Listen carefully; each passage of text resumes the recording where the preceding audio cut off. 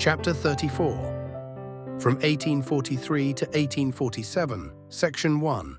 Sir John Eardley. Wilmot Bart succeeded Sir John Franklin on August 21, 1843. His short and troubled administration, although crowded with incident, presents few events of permanent interest. Charged with the development of a gigantic scheme of penal discipline, founded on erroneous data and imperfectly sustained by material resources, he was involved in the discredit of its failure. The opposition of the colony to his measures he too readily resented as disrespectful to himself, and thus a long and useful public life was closed in sadness. Sir Eardley Wilmot received his appointment from Lord Stanley, whose political leadership he followed in his secession from the Whigs, occasioned by the reduction of the Irish Church. During successive parliaments he represented Warwickshire, and for 20 years was chairman of the quarter sessions of that county in England. A post of some consequence. He inclined rather to the Liberal than the Tory section of the House, and supported most measures favourable to civil and religious freedom. On the question of Negro slavery, he was a coadjutor of the decided abolitionists, and on his motion apprenticeship, a milder form of slavery, was finally terminated. He contributed papers on prison discipline and initiated a bill for the summary trial of juvenile offenders. Thus he appeared not unqualified to preside in a colony where penal institutions constituted the main business of government, and where many religious opinions divide the population.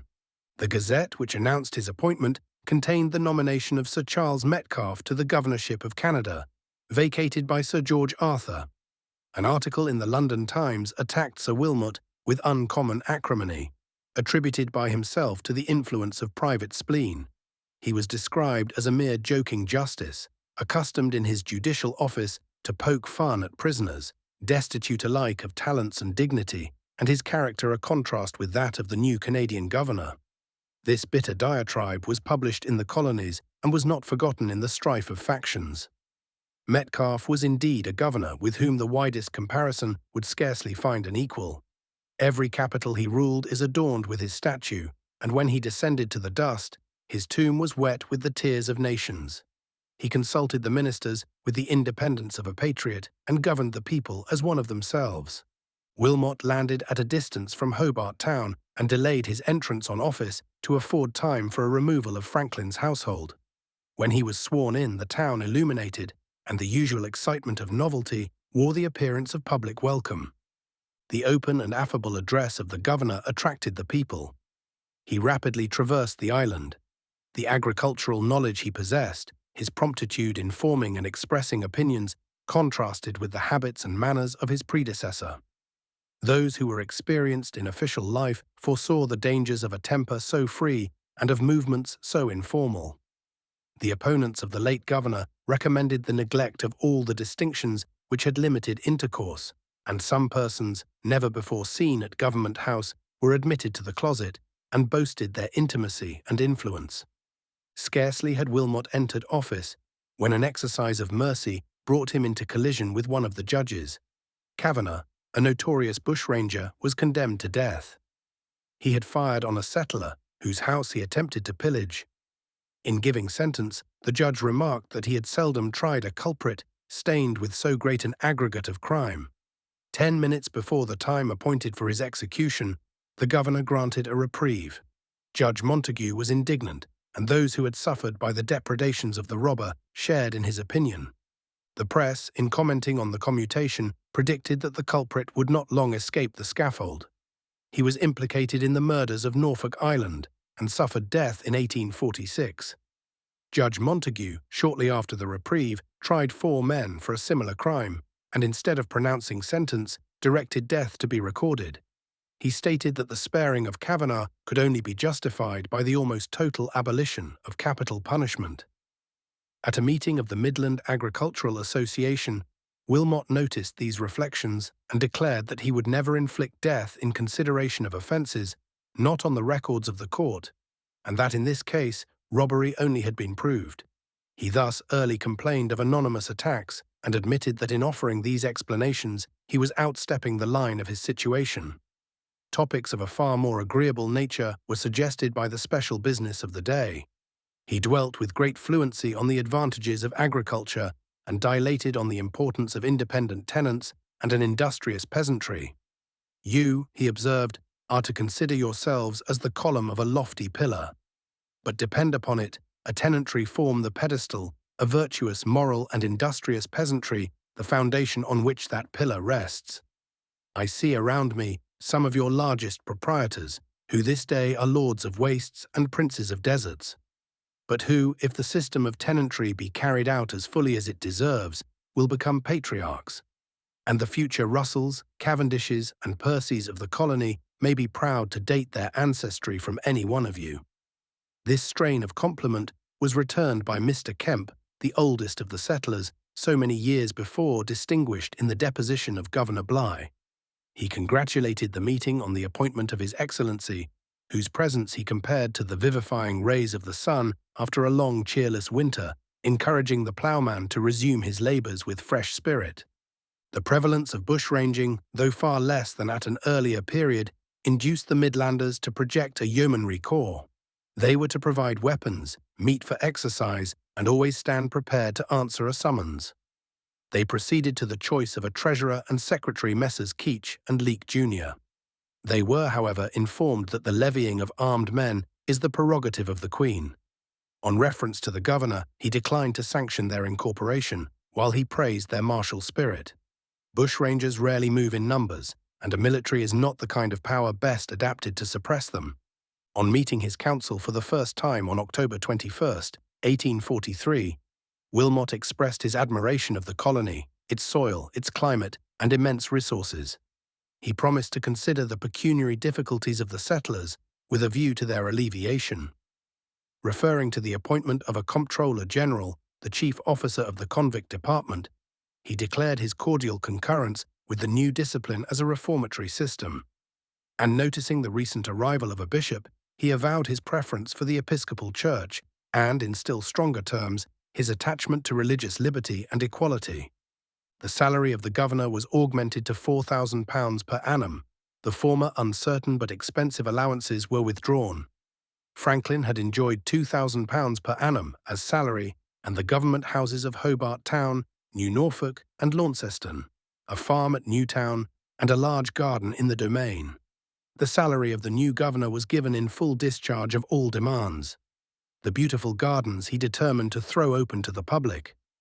Having accepted the office of president, Wilmot convened the Tasmanian Society, formed by Franklin, and presented a series of alterations in its organization. He proposed that it should consist of a president, 4 vice-presidents, and a council of 12 to be nominated by the governor, and that at first it should be limited to 50 fellows. The project was distasteful to the original members of the Tasmanian Society, who objected to the summary increase of their body. Wilmot proceeded to incorporate those who concurred with his views as the Horticultural and Botanical Society of Van Diemen's Land.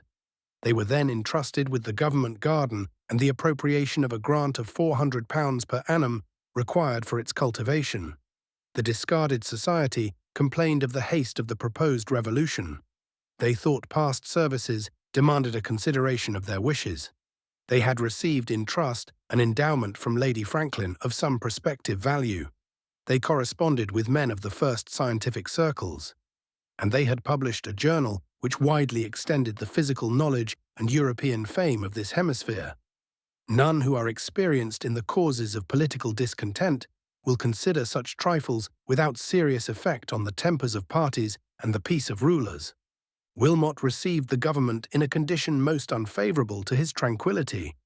The arrival of many thousand prisoners had for a time quickened trade, and some months elapsed before they became competitors for the bread of the free mechanics. The universally low price of labour, the demand for dwellings, and the closing of a local bank, which liberated small capitals, occasioned a competition for town allotments and set all classes to building. But this stimulus was soon exhausted, and workmen of every grade began to suffer distress. They found hundreds of pass-holders working at a price to them, indeed ample, but on which a family would starve. The regulations introduced by Lord John Russell discouraged employment of prisoners in the towns, where they could easily indulge every evil inclination, and where they abated the value and respectability of labour. But such was the pressure of numbers on the colonial government that its officers were glad to abandon all reformatory theories to get rid of the crowds which idled their time and burdened the British Treasury. The free operative classes appealed to the governor for redress. Wilmot replied by appeals to their humanity. He said that many prisoners of the Crown, influenced by bad example, ignorance and want, had lost their liberty, that it would be unkind and unjust to obstruct their progress to competence and reformation. These excuses for a policy which tended to depress honest workmen only convinced them that it was time to retire from the country. A more powerful class might have shown that the proper office of mercy is to shorten the duration of a sentence and not to inflict punishment on unoffending families of freemen. A party of colonists, who chose Mr. Gilbert Robertson as their secretary, formed an association to promote the amelioration of financial embarrassment. They nominated a central committee to prepare information for the guidance of the government and to watch over legislation. In explaining their plans to Wilmot, they professed to feel confidence in his liberality, judgment, and zeal. To this, he replied in glowing terms. He told them that during a short residence he had traversed the colony and acquired a knowledge of its value, that he had projected many schemes for the improvement of agriculture and the relief of the Treasury. He gave strong assurances both of his expectation of better days and his efforts to hasten them. But then he complained that the association, by its structure and schemes, depressed his anticipations, that they proposed to supersede imperial instructions and to supplant his constitutional advisers. The objections he offered, and the tone in which they were urged, induced a practical dissolution of the society, scarcely compatible with regular government. For the last time in these colonies application was made by the settlers for a law to restrict the amount of usury. It had been a favourite object for many years. They asserted that the exactions of capitalists involved the colony in a hopeless struggle. England had, however, abrogated usury laws and left the value of money to be determined by the ordinary relations of supply and demand. To this principle, the governor resolved to adhere in 1844. What the law could not effect was produced by a less exceptionable process. The merchants and professional men addressed the banks and urged an abatement of interest, then 10%, for short-dated bills and 12.5% for renewals. They appealed rather to liberality than to abstract right. This was followed by a reduction in the Van Diemen's Land Bank, an example which the other establishments did not readily adopt, 8%. Soon, however, became the highest amount usually exacted in regular transactions. The difficulties of the agriculturists from the low price of grain induced them to look for artificial relief. With too much facility, Wilmot gave hopes which he could not realize. The imposition of a heavy duty on New South Wales tobacco, amounting to prohibition, and that just as it was reaching considerable perfection, led to the imposition of a duty on our grain. It was the wish of the Tasmanian settlers to restore free trade between the colonies and to impose discriminating duties on the produce of foreign countries. But the harsh and ridiculous system of colonial government, which discriminated between Australian and Canadian grain, compelled one British colony to treat another, its next neighbour, as an alien, and that while England demanded free admittance for English manufactures. The peremptory instructions of Stanley were conveyed to the local governors in terms of intimidation. They were forbidden to allow any kindred colony the least advantage over foreigners, or to pass any bill for that purpose, and were told that any evasion of this restriction would occasion the high displeasure of the Crown. The reason alleged for this interference was that colonies could not be expected to understand the treaties and trading system of the parent state, as if any treaty should have hindered a commerce actually not more distinct than the trade between London and Liverpool. Wilmot warmly espoused the claim of the Australian colonies to share in the privilege of Canada, in favour of which the duties had been relaxed on colonial grain. Mr. Hutt brought their petitions before the attention of Parliament, but he could not plead a political necessity, and the ministers were able to resist without the risk of a rebellion. They asserted that the distance made the concession of no practical value, while it would tend to augment the alarm of the English farmers. Thus, while they humoured the empty fears of their own constituents, they afforded another example of the futility of colonial petitions, which, however just, it is convenient to disregard. To assist agriculture, the Council passed an act interdicting the use of sugar, under certain conditions, by public brewers. The trade strongly objected to the restriction, as impolitic, vexatious, and impracticable. Their objections were admitted by the Secretary of State, who quietly observed that he had been advised that sugar could not be considered deleterious. This is the last attempt at protective legislation. To benefit the rural interest, the governor proposed a grand scheme of irrigation. An eminent engineer, Major Cotton, was employed to report on the subject, and suggested the detention of the waters of the vast lakes which overflow from the heights of the western mountains. A rate to be imposed on the various estates was to discharge the cost. Thus, in those seasons of drought which sometimes occur, the lowlands would be made increasingly fertile. The immediate object, the employment of probation labor at the colonial cost, detracted something from the charms of the project. Nor did it seem just that the settlers should risk the ultimate cost of an undertaking they could not limit. Sir Wilmot earnestly recommended the scheme to the Home Government, but Lord Stanley hesitated until the evils of the probation system enforced a change and lessened the labor at the disposal of the Crown. Had the men been employed on a work so popular, they would have been withdrawn from the colonial eye, and the interest of their new labors might have extinguished the prevailing discontent. But while the governor waited for instructions, the men were idle or employed in useless attempts at cultivation on barren land, of which the produce rarely defrayed the cost of the implements destroyed. The charge for police and jails had always been borne by the Legislative Council with impatience.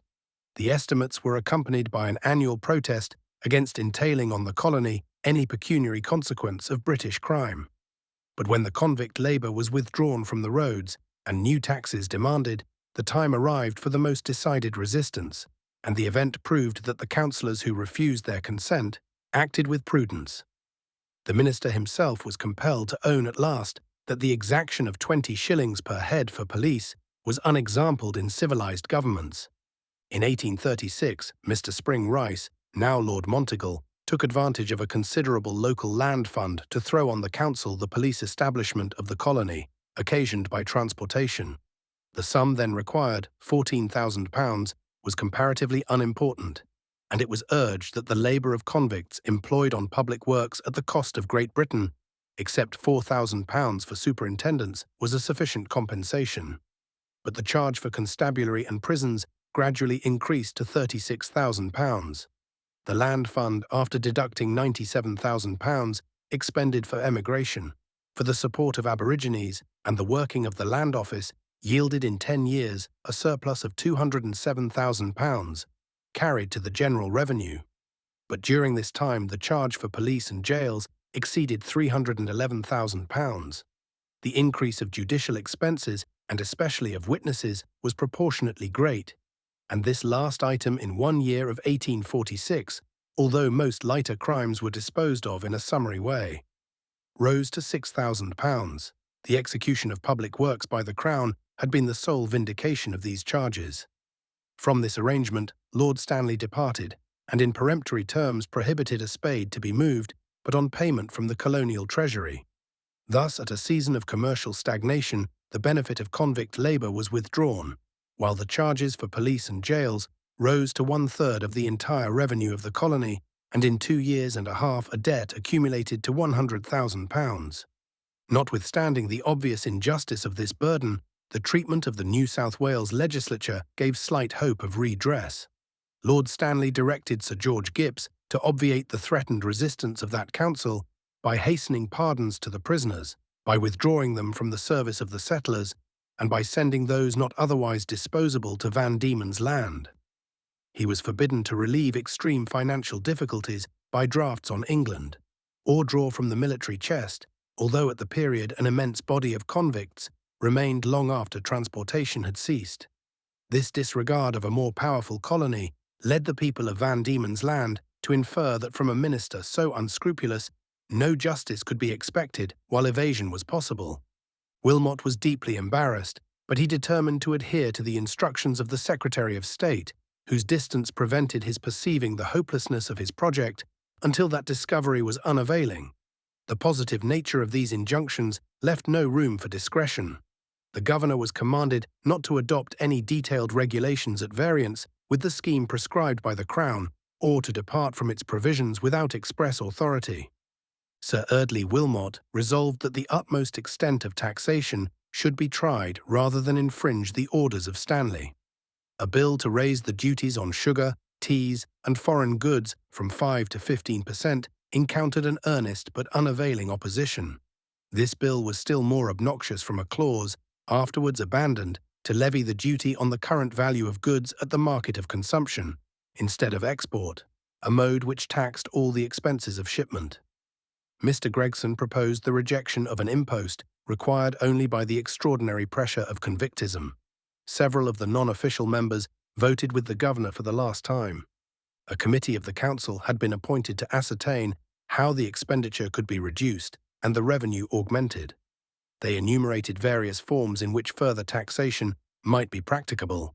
These were proposed by the governor. Auctioneers, pawnbrokers, publicans, butchers, eating-house keepers, stagecoach and steamboat proprietors, cabmen and watermen were to be subject to new or increased license fees. This project aroused the people to an unusual degree. On the day of public meeting, a procession of cabs and wagons, decorated with flags bearing the inscription, "No taxation without representation," presented a novelty in colonial agitation. Mr. Kemp, the veteran politician, presided. The opposition prevailed, and the governor resolved to withdraw the obnoxious measure. It would be difficult to discern a line beyond which taxation might not pass, if every trade and profession can be subject to arbitrary imposts levied by a legislature at the mere dictation of the Crown. Referring to this meeting as a triumph which history would report to the latest posterity, the Courier added, "Rulers will henceforth recoil from the virtuous indignation of the people, as the reptile recoiled from the touch of Ithuriel's spear." It was supposed by Wilmot that this not very lucid prediction conveyed a gross and personal insult, and that it attributed to him the artifices and loathsome habits of the fiend. The private secretary was instructed to withdraw the subscription of the governor and to explain the cause of his displeasure. Such petulance took the colony by surprise. A less experienced politician might have been expected to disregard a heavier censure, and this conflict with a local editor was noticed by the London press as a curious instance of official sensibility.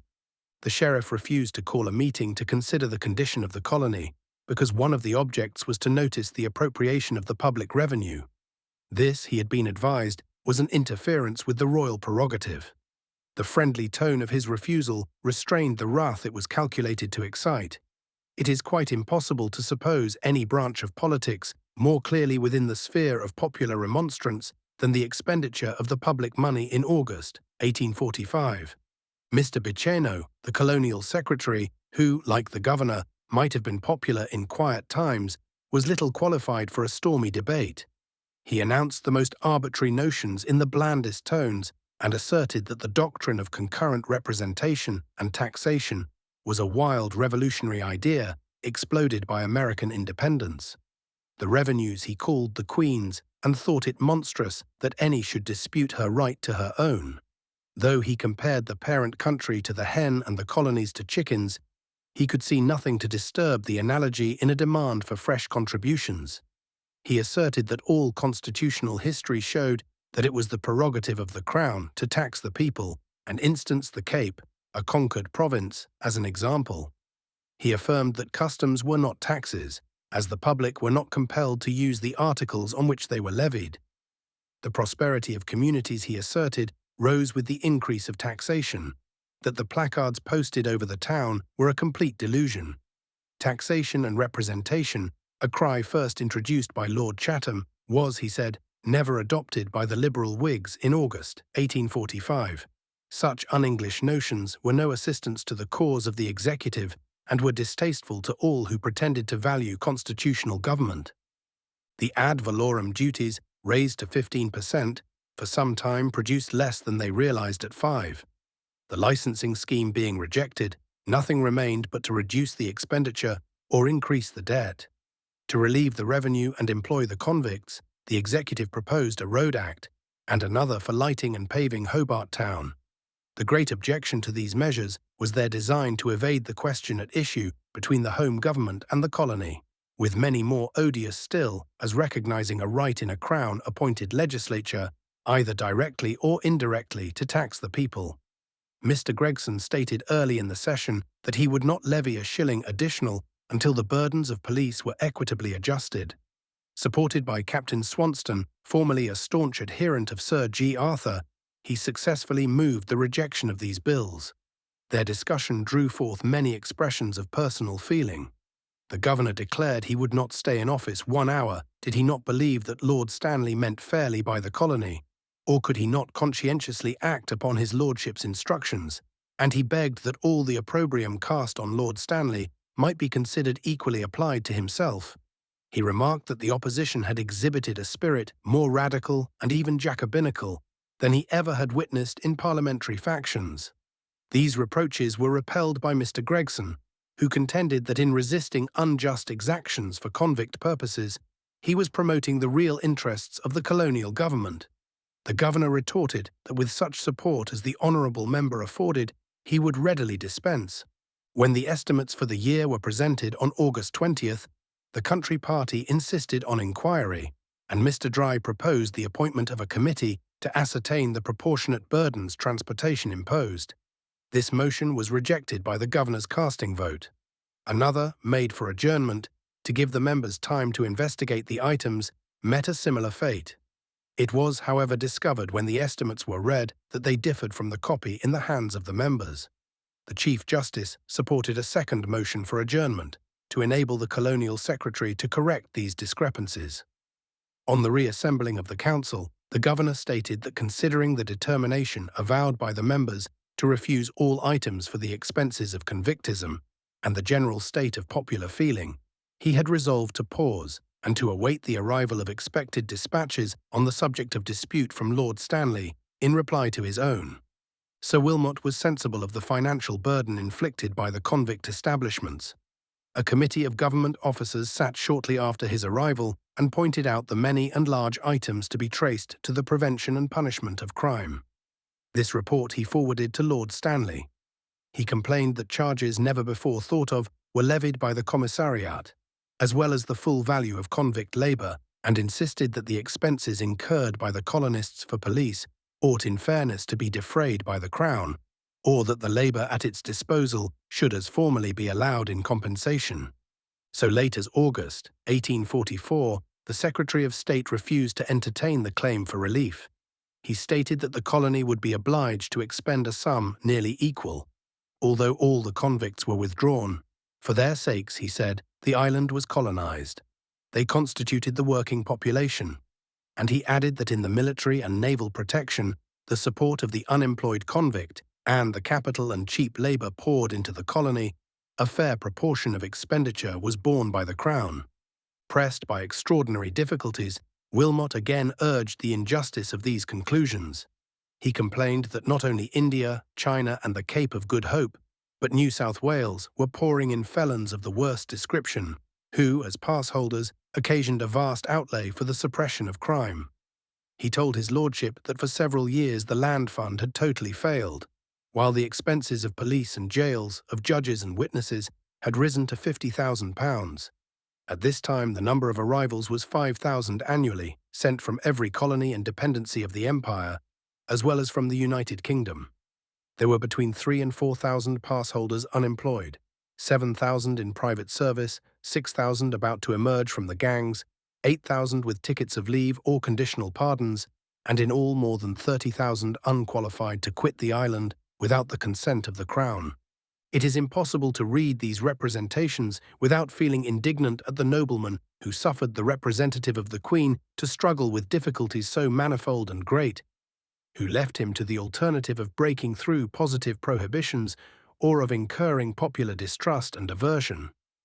To this delay the governor owed much of the opposition he suffered, and the imperial government inconveniences of lasting consequence. Nothing was conceded to justice, nothing to entreaty, and the Secretary of State yielded at last as despotism must ever yield, without merit and without thanks. The whole change in the details of the convict department was marked by a spirit eminently opposed to the colonial welfare. With singular acuteness and perspicuity, Lord Stanley described the former systems as subject to local influence and subservient to local ends. Every governor, he alleged, was under a strong bias in favor of expense, as the patron of a multitude of officials. He stated that the Executive Council were equally benefited by the wasteful expenditure, either in their own persons or those of their official brethren, and that every colonist had an interest in the multiplication of bills on the British Treasury. To prevent these abuses, the convict estimates were thenceforth to be prepared by the Colonial Secretary, the Comptroller General, and the Commissariat Officer, subject to the approval of the Secretary of State. The management of the prisoners being confided to the judgment of the governor, Lord Stanley deemed the chief cause of its many changes and its subservience to colonial prosperity.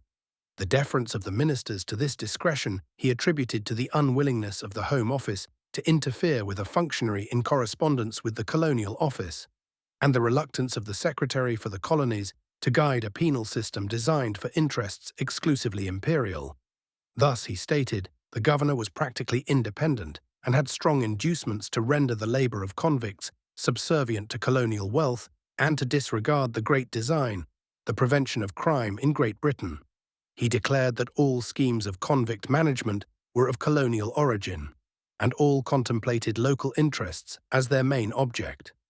To prevent these devices, he proposed to retain in the Colonial Office the exclusive management of the details of transportation.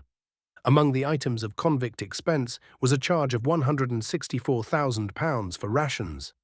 This Lord Stanley considered an extravagant outlay. He deemed it highly improper that in a country where all the means of subsistence existed in such abundance with an unlimited supply of manual labour, this charge should remain. He, however, feared that while the convicts were permitted to labour on works of colonial utility, the local authorities would always find means to increase the charges for their subsistence. On February 28, 1843. The Treasury concurred in this view and requested that explicit instructions might be given to Wilmot and the Comptroller General to prevent the employment of labour for the colonial benefit, and to devote their utmost efforts to raise the food on the wastelands of the colony. The convict department attempted agriculture, and they selected for the experiment cold, damp, and barren soils. Gardens of a few acres occupied 1,000 men. The cleared land was utterly worthless. Garden seeds were brought into the colonial market, and potatoes sold at 20 shillings, which cost the government £10 per ton. Several hundred men idled their time in cultivating land which did not equal in the aggregate a single farm.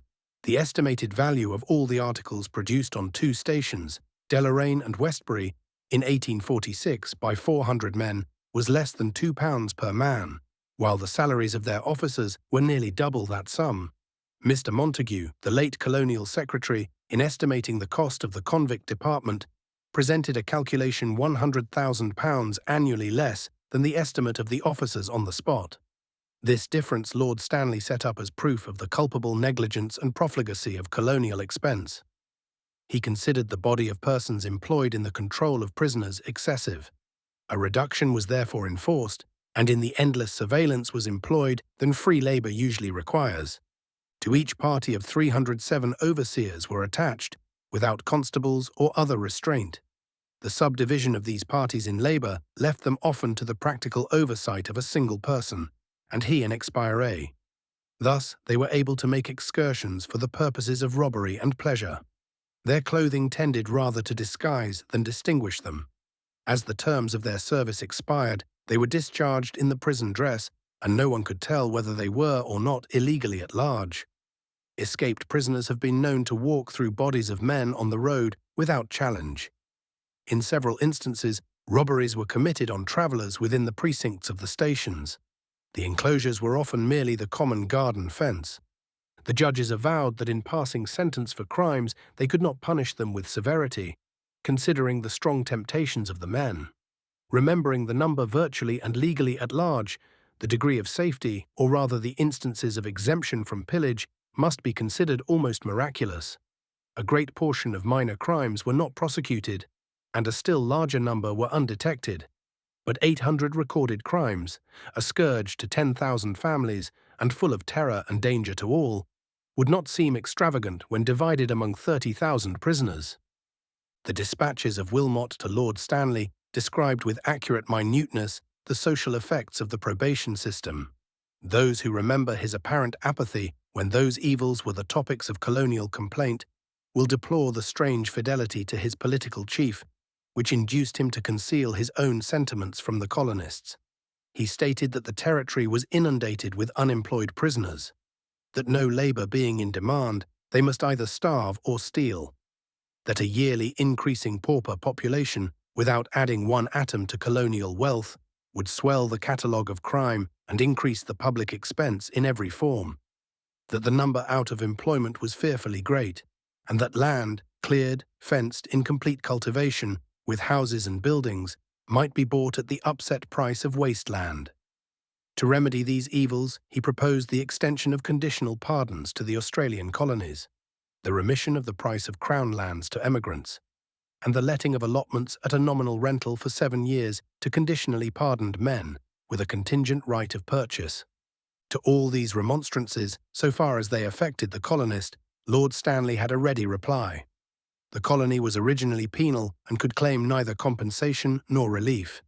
He considered that in emigrating, the colonists surrendered at discretion, that they were not entitled to object to the trebling of their police burdens and to the importation of all, instead of a small part of the convicts of the empire, as was the case up to 1840. His rejoinder was felt with that bitterness which none can realize who have not known the tyranny of irresistible despotism. Happily for mankind, there is no power above the steady and determined operations of truth and right. The cruel desertion of the people in the hour of their distress, the scornful defiance of their complaints, has involved the Cabinet of England in difficulties for which nothing but great sacrifices will fully obviate. No people in this hemisphere will entirely trust a British minister until the history of Van Diemen's Land is forgotten. The anticipated relief not having arrived, the governor again assembled the council on the 21st of October. He now proposed several expedients to meet the exigencies of the moment. He had, unauthorized by the council, borrowed money of a bank. He proposed to stop the forage allowance of the clergy and to retain 12.5% of the salaries of the officials. Both these measures were withstood, the last effectively. The Chief Justice denied the power of the council to interfere with his income.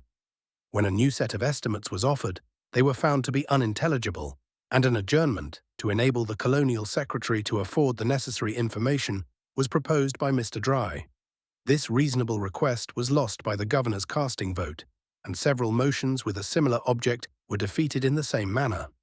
Mr. O'Connor, the non-official member who supported the executive, was absent, and thus the votes of the official and country party were equal, and the balance was in the governor's hands.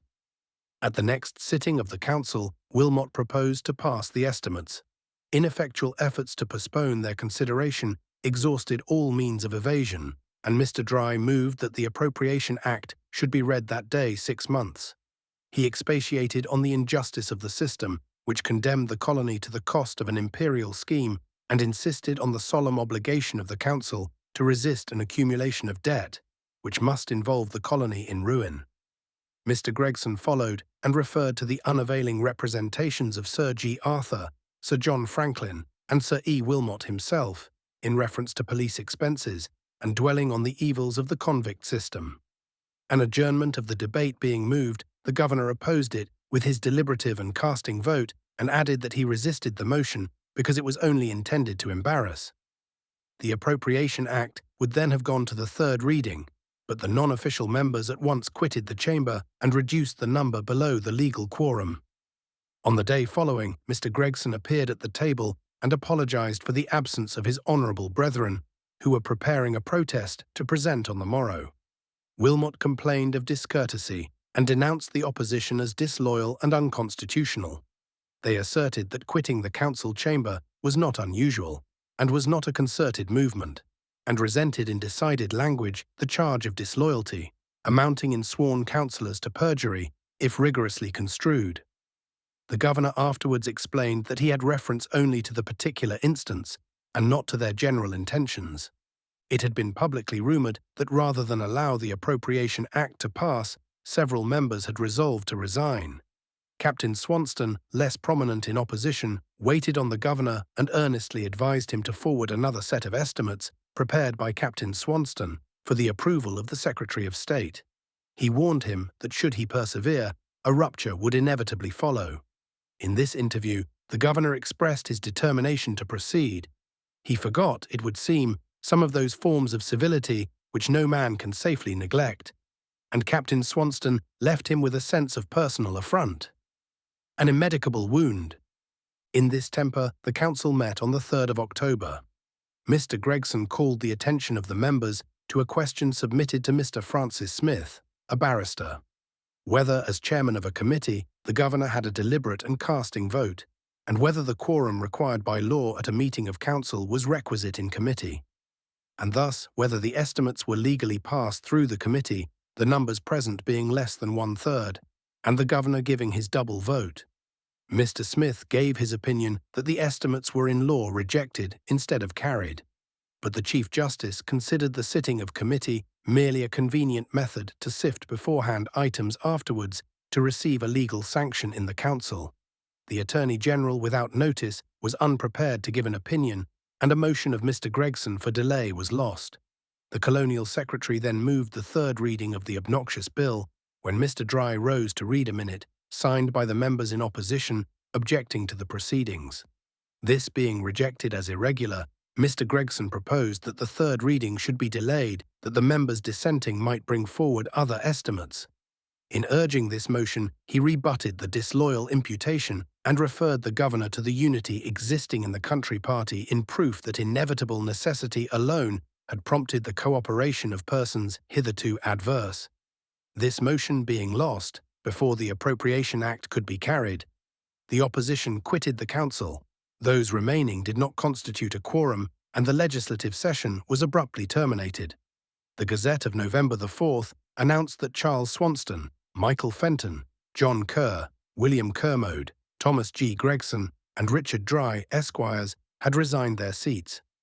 The obligation of the official members of the council to vote with the governor on all government questions had been long before decided. The non-official were only bound by their oaths to assist in all measures necessary for the good of the colony, but the nature of their powers and the proper mode of their exercise were subjects of dispute. Wilmot maintained that they were assisting in a council of advice on subjects submitted to their judgment and were not qualified to question the general policy of the executive. All beyond a simple aye or no, he deemed usurpation. Thus, when they demanded papers, called for committees, and obstructed obnoxious measures by the artifices of parliamentary debate, they were charged with forgetting the duties of their office. These gentlemen, however, maintained that it was their duty to hold the executive in check on behalf of the people, and that whatever was not abstracted from their supervision by specific laws was proper for their consideration. The governor claimed a deliberate and casting vote, and thus one non-official member, by concurring with the executive, or even by abstaining from voting, neutralized the voice of the rest. The official members had no discretion allowed. Lord Stanley had ruled that, choosing to assume relations disqualifying them to vote with the governor, they were perfectly free to do so. But having done so, they could not retain their employment. He alleged that there would be an end of official subordination, and that the public service would be brought into serious discredit by allowing a different course. He admitted that exceptions might occur, but their force was left to the judgment of the governor. This decision reduced the official debates to a mere pantomime, and a sevenfold vote would have better expressed the real character of the legislature than the disguise of separate suffrages. The Chief Justice was alone independent. Having resigned their office, the six sent a letter of explanation to Lord Stanley. In summing up their complaints, they asserted that they were called on to vote an expenditure the colony could not bear, to anticipate a revenue higher than the Customs Department calculated on receiving, that they were denied information, although they were bound to deliberate, that they were expected to augment an alarming debt, and, when crime was increasing, to diminish police protection, that they were told by the governor he would carry the estimates by his casting vote before they refused to pass or had examined them, that the governor claimed power to borrow and spend without legislative consent, and finally that discussion and inquiry were denounced as factious, unconstitutional, and disloyal. Under these circumstances, they resigned their seats, as the only open course and submitted their conduct to the judgment of the Queen. The opposition to the measures of Wilmot could not be in every instance justified if separately considered. But the colony discovered in the governor an inflexible determination to carry out the system of probation under the instructions of Lord Stanley. It was not possible to resist the Secretary of State, the chief aggressor. The imperious tenor of his dispatches taught the people that mere remonstrance would be unavailing. They could only arrest his attention by involving his agents in embarrassment. Repeated motions for the attainment of the same object are certainly incompatible with legislative order. A small party might retard the public business and gain no good end by delay. But the exact line between fair and factious opposition is not easily discovered and can be often only ascertained by the result. In this instance, the object was clearly expressed in a rejected resolution.